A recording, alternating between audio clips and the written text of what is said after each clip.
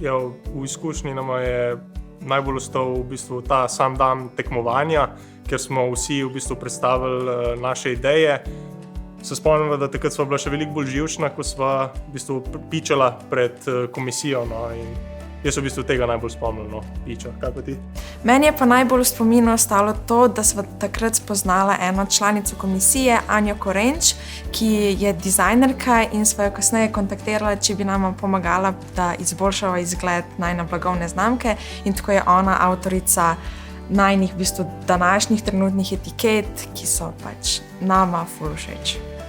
Ja, prva stopnja je bila v bistvu tekmovanje v Ameriki, ki je bilo nadaljevanje poprav. To je bila tudi super izkušnja, da smo lahko v eni tuji državi v angleščini predstavljali najino idejo, no.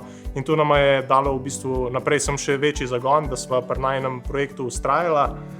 Ja, jaz bi dal največji nasvet mogoče, da tudi če vam ne uspe osvojiti najboljših mest na tem tekmovanju, da vsem, če verjamete v svojo idejo, da vztrajate svojo idejo, zato ker vam ravno zaradi tega, ker ste vztrajali, lahko v prihodnosti uspe vaša idejo spraviti v realnost.